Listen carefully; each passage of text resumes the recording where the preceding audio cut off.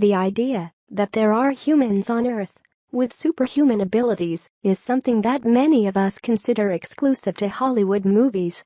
However, if you were to take a little time to research and investigate, you'd come across a number of extremely interesting books, manuscripts, and other ancient texts which suggest that in the past, and probably in the present as well, there are humans on Earth who can do the unimaginable.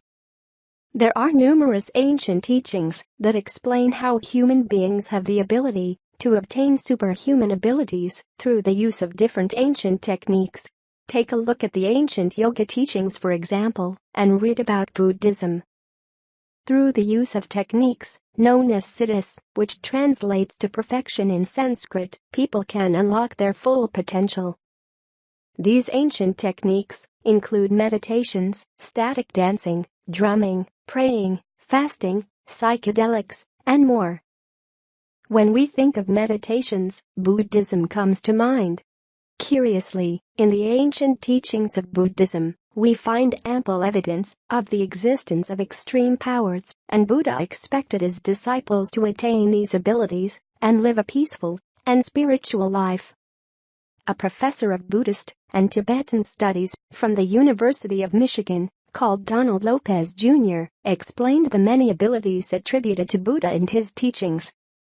With this enlightenment, he was believed to possess all manner of supernormal powers, including full knowledge of each of his own past lives and those of other beings, the ability to know others' thoughts, the ability to create doubles of himself, the ability to rise into the air and simultaneously shoot fire and water from his body.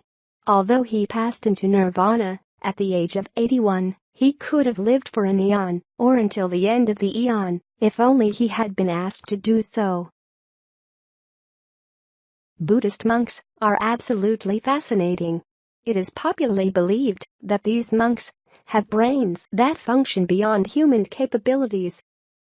Plus, they are known to easily rewire their brains simply by deep meditations. It is an established fact that Buddhist monks are superhuman, but it is their out-of-this-world incredible features that continue to stun and shock scientists.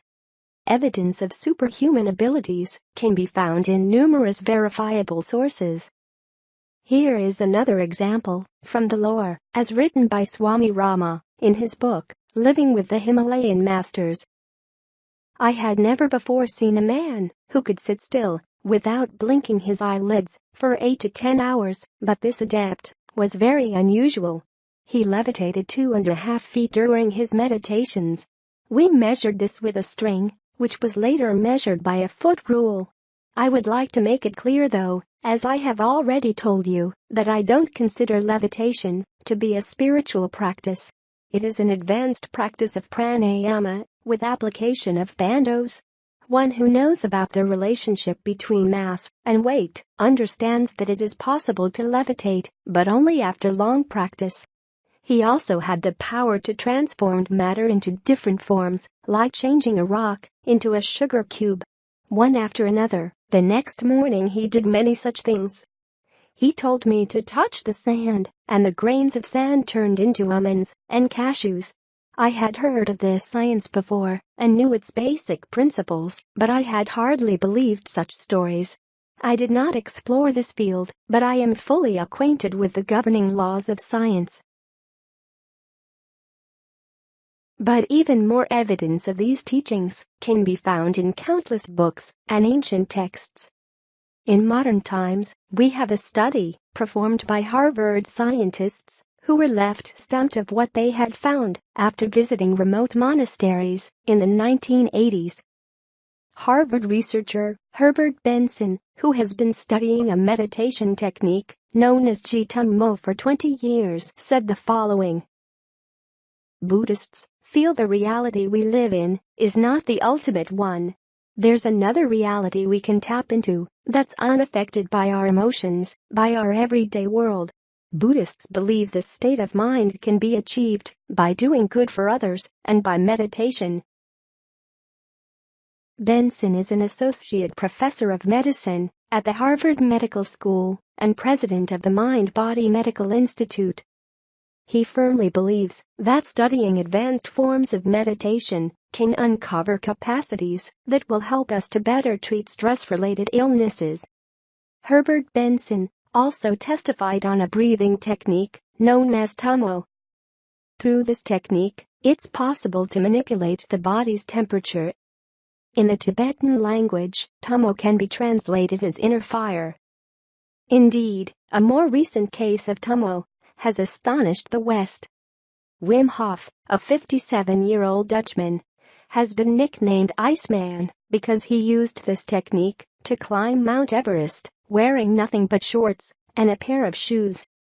He also spent more than an hour immersed in ice, doing nothing but meditating. Experiments with Buddhist monks practicing ancient meditation techniques produced dramatic results.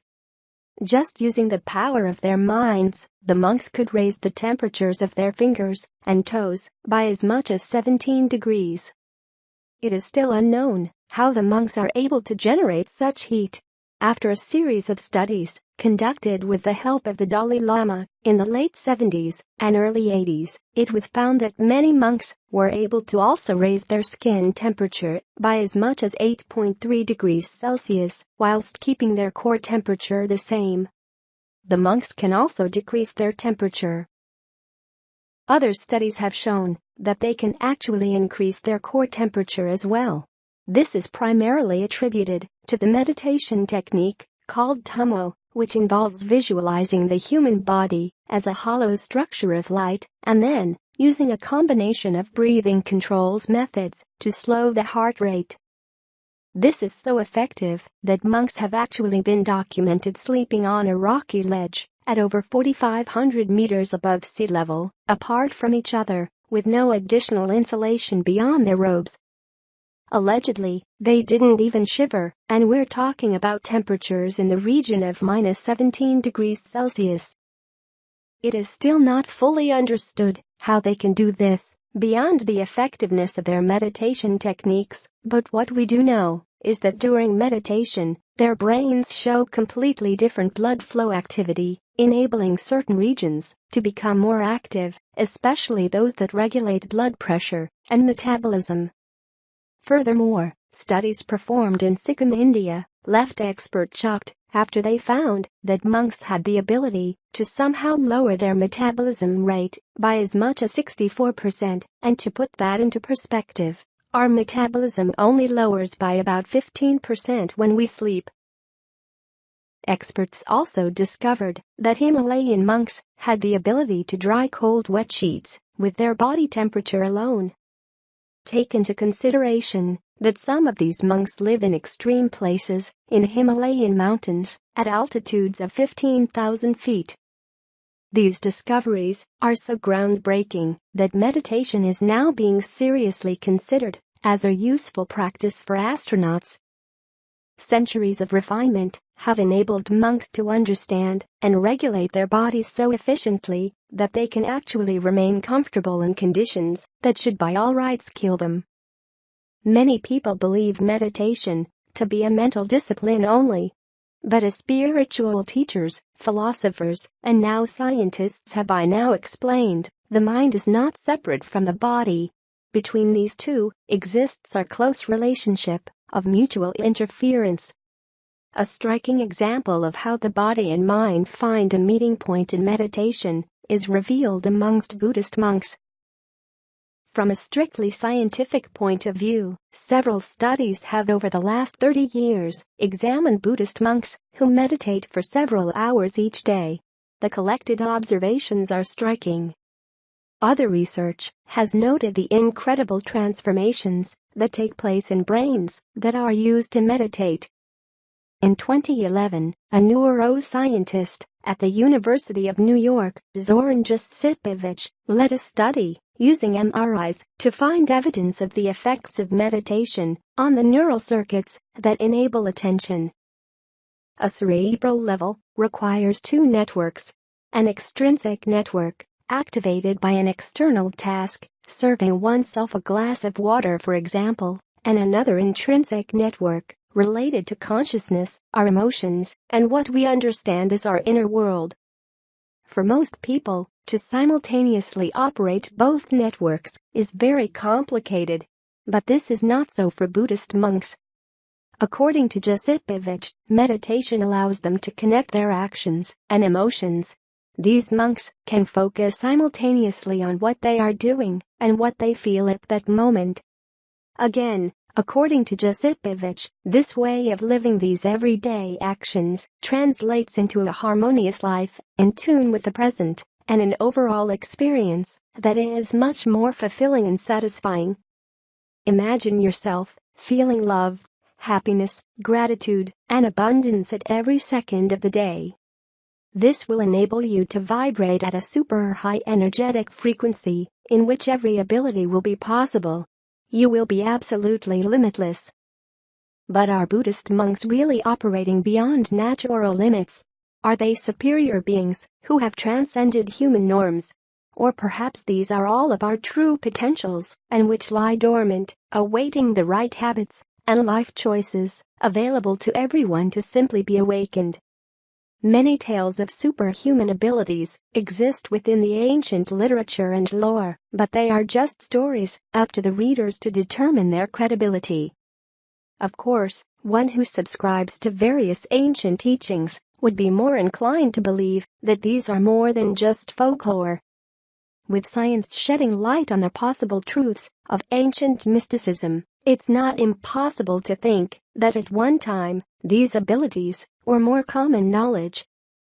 Today, there have been a number of studies within the realms of parapsychology that have yielded statistically significant results, especially when examining the findings that have come from quantum physics. This is why Max Planck, the theoretical physicist who originated quantum theory, stated that he regards consciousness as fundamental and matter as derivative from consciousness.